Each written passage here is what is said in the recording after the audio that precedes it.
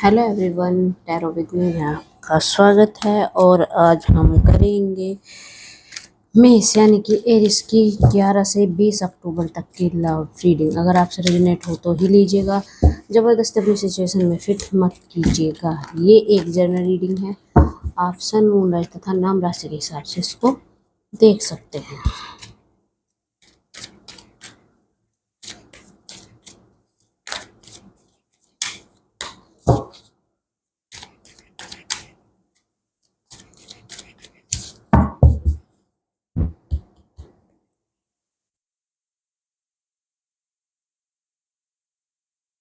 The moon,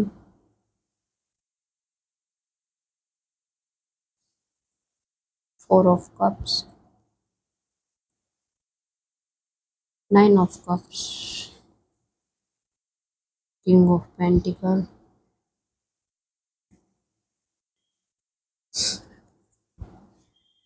the empress,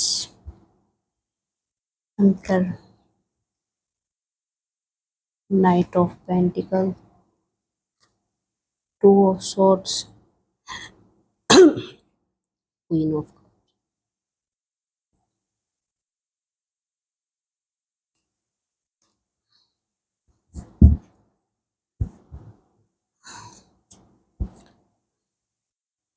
देखिए Eris, मेष करते हैं आपकी फीलिंग्स आपके पर्सन के लिए।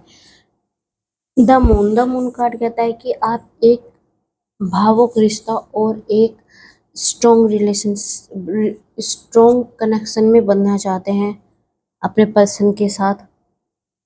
बट क्या है ना, बनना चाहते हैं लेकिन आपको थोड़ा सा, आप कहीं ना कहीं कंफ्यूज हैं चीज़ों को लेके ना, कि आपको समझ में नहीं आता कि सामने वाले पर्सन को मैं कैसे बताऊं कि भाई मैं तुम्हारे बारे में क्या फील करता हूँ या करती हूँ।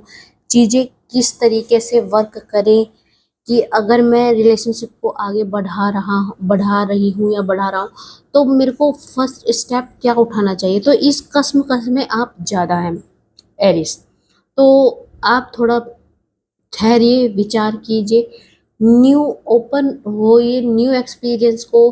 सामने वाला पर्सन क्या बात करता है आपसे, उसकी थॉट क्या है, आप उसको अगर बताते हैं कि मैं तुम्हारे बारे में ये फील करता हूँ या मेरे को ये चीज़ें तुम्हारे में अच्छी लगती है, जो भी आपके दिमाग में आती है रिस, तो आप अपने पर्सन को वो चीज़ कीजिए।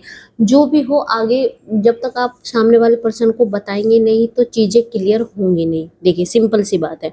तो अच्छा होगा कि अगर आप दो तरफा के लिए, अगर हाँ मैं उनको प्रपोज करता हूँ या करती हूँ तो एक पॉजिटिव रहेगा, और अगर मैं उनको क्या बोल सकते हैं कि मैं प्रपोज करता हूँ तो उनका निगेटिव अप्रोच रहेगा। तो भी मेरी चीज़ें कैसे होनी चाहिए, ओपन कीजिए, अपना एक्सपीरियंस कीजिए। चीज़ें अगर आपकी लाइफ में हो रही हैं तो या तो वो कुछ अच्छे के लिए हो रही है, या फिर आपके लिए फ्यूचर में बहुत कुछ सिखाने के लिए चीज़ें होती हैं, ठीक है। तो अगर आप हार के मत बैठिए। अगर आपके दिमाग में कुछ चल रहा है कि हाँ ये स्टेबल रिलेशनशिप है, मेरे को इस रिलेशनशिप को आगे एक रिलेशनशिप, इस मतलब हो सकता है आप गर्लफ्रेंड बॉयफ्रेंड हो और उसे एक रिलेशनशिप में मैरिज पर्पस प्रपोजल देना चाह रहे हैं, तो आपको वो बात बोलनी पड़ेगी एरिस। आपको ये चीज़ें उनको बतानी पड़ेंगी। आप ऑब्वियसली, अगर आपका ये पास पर्सन था और आप इससे मिलना चाहते हैं दोबारा, आप फील करते हैं इमोशनली तौर पे, आप फील, तो कहीं ना कहीं आप इस पर्सन से दोबारा मिलेंगे भी और उनसे बातचीत भी होगी, और ये एक लॉन्ग टर्म रिलेशनशिप है। तो आप घबराएं नहीं, चीज़ें पॉजिटिव वे में लेके चले, सब अच्छा होगा, सब सही होगा, लेकिन आपको अप्रोच करना पड़ेगा। ओके। अब एरिस, आपके पर्सन की बात करते हैं, आपके पर्सन की फीलिंग्स आपके लिए। ऑब्वियसली आप एक आकर्षण का केंद्र है उनके लिए, ठीक है। एक नई रिलेशनशिप की वो भी बिगिनिंग करना चाहते हैं आपके साथ, लेकिन चीज़ें कहाँ आ रही है, आप कहीं ना कहीं या तो उनको आपकी तरफ से कोई क्लू नहीं मिल रहा, आप अपने मन में विचार करे बैठे हैं, लेकिन सामने वाले पर्सन को आप बता नहीं रहे चीज़ें कि ऐसे ऐसी चीज़ें हैं कि भाई मैं तुम्हारे साथ रिलेशनशिप में आना चाहता हूँ, मैं मैरिज करना चाहता हूँ, ये है वो है, नहीं बता रहे। सामने वाले जो आपके पर्सन है उनके दिमाग में भी यही चीज़ें चल रही है। वो आपसे बहुत ज़्यादा आकर्षित हैं, आपके साथ रिलेशनशिप की न्यू बिगिनिंग करना चाहते हैं, एक न्यू बिगिनिंग करना चाहते हैं, मतलब कि अगर आप गर्लफ्रेंड बॉयफ्रेंड हैं तो आप एज अ पार्टनर आएंगे, या अगर आप पार्टनर हैं तो हो सकता है कि आप फैमिली आगे बढ़ाने की सोच रहे हो। ठीक है, कहीं ना कहीं वो भी बहुत ज़्यादा स्टेबिलिटी है उनको इस रिलेशनशिप को लेके, पता है कि आप भी लॉयल हैं और वो भी आपको लेके बहुत ज़्यादा लॉयल है। तो ना तो आप कहीं जा रहे हैं ना वो कहीं जा रहे हैं, बट हाँ आपके पर्सन का जो माइंड में थोड़ा सा चल रहा है ना, कि वो चल रहा है कि आप लोगों की शायद कनेक्टिविटीज आजकल ज़्यादा नहीं हो पा रही, आपके पर्सन आपको टाइम नहीं दे पा रहे, तो शायद इसलिए एरिस आपके दिमाग में कहीं ना कहीं ये चीज़ें आ रही हैं कि मैं उन्हें प्रपोज करूँ या ना करूँ, क्योंकि आपको समझ में नहीं आ रही कि भाई इस पर्सन ने मेरे से बात कर नहीं कर रहा या कर रही, तो सिचुएशन क्या है, बात क्या है। तो उस चीज़ को लेके आप थोड़े से डरे हुए हैं, लेकिन नहीं, कोई ऐसी कोई बात नहीं है एरिस।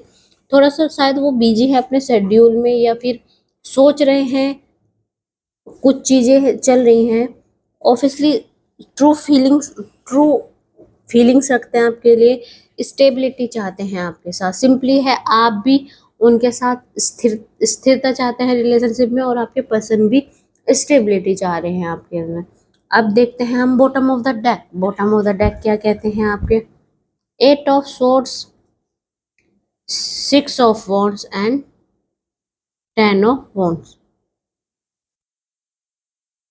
देखिए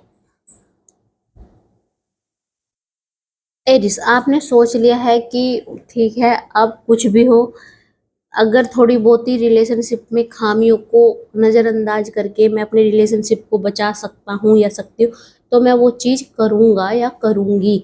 आपके माइंड में चीज़ें हैं कि मेरे को रहना तो इसी पर्सन के साथ है, और हर कोई पर्सन परफेक्ट नहीं होता है, ये चीज़ भी आपके दिमाग में बहुत सही से जा रही है। बात मजबूत है, ऑब्वियसली कहा स्ट्रॉन्ग रिलेशनशिप है आप दोनों का, लॉन्ग टर्म कमिटमेंट के लिए जहदोजहद है, अंडरस्टैंडिंग बहुत अच्छी होगी। आप एक दूसरे से बात करेंगे तो आपको लगेगा कि अंडरस्टैंडिंग, आप दोनों एक दूसरे की परवाह कितने करते हैं, कितनी केयर करते हैं वो। जब आप अपने मन की अपने दिल की बात उन्हें बताएंगे ना, आपको ऑटोमेटिकली ये चीज़ें समझ में आ जाएंगी कि आप दोनों एक दूसरे के लिए कितने वैल्यूएबल हैं। बात करते हैं आउटकम की, एरिस के रिलेशनशिप का आउटकम।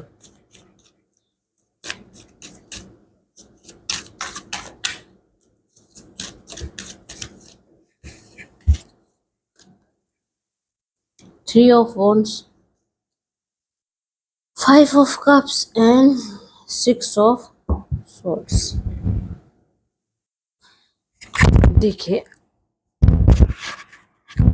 आउटकम क्या कह रहा है आपका? आउटकम कह रहा है कि आप दोनों एक नए रिलेशनशिप को शुरू, एक रिश्ते को, रिलेशनशिप अलग चीज हो गई, और मतलब कि रिलेशनशिप बॉयफ्रेंड गर्लफ्रेंड ये एक रिलेशनशिप है, आप इस रिलेशनशिप को एक नाम देना चाहते हैं। दोनों ही अगर गर्लफ्रेंड बॉयफ्रेंड है तो वो घर बात करेंगे, नेक्स्ट स्टेप जाना चाह रहे हैं आप, दोनों के दोनों नेक्स्ट स्टेप रिलेशनशिप को, नेक्स्ट स्टेप नेक्स्ट लेवल लेके जाना चाह रहे हैं। देखिए एरिस, आपके लिए कहूंगी मैं कि अगर पास्ट में कुछ हुआ है, गलत हुआ है, आपकी स्टोरीज में कुछ दिक्कतें आई हैं, तो पास्ट से मूव ऑन कीजिए। प्रेजेंट आपका बहुत अच्छा चल रहा है, पास्ट की बिटर मेमोरी को जितना आप अपने साथ लेके आगे बढ़ने की कोशिश करेंगे, चीज़ें उतनी खराब होती जाएगी।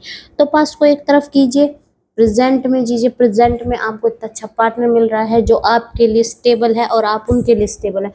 होता है कभी कभी रिलेशनशिप में, अगर आप एक स्टेप आगे बढ़ना चाहते हैं तो पुरानी चीज़ें हर्ट करने के लिए आपकी लाइफ में आते हैं, लेकिन यही सिचुएशन है जब आप उससे मूव ऑन करके आगे नेक्स्ट स्टेप चलते हैं।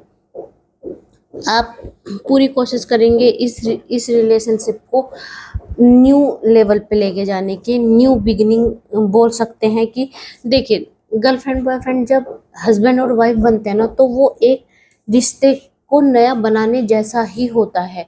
आप बेस्ट देने की कोशिश करते हैं, आप उसके लिए एक नए सिरे से डिस्कशन करते हैं, एक दूसरे से एक नए सिरे से आप एक दूसरे के साथ मिलेंगे, बातचीत करेंगे, सब चीज़ें होंगी। पर मैं जैसे आपको बोलूँ ना, नई रिश्ते को नया बनाना, ये नहीं है कि आप किसी और के साथ जाएंगे, नहीं, आप इसी रिलेशनशिप में रह के इसको न्यू बिगिनिंग की तरह देखेंगे। तो एरिस, ये थी आपकी रीडिंग। अगर आप समझ रहे हो तो प्लीज लाइक करें, कमेंट करें, सब्सक्राइब करें। धन्यवाद, नमस्ते।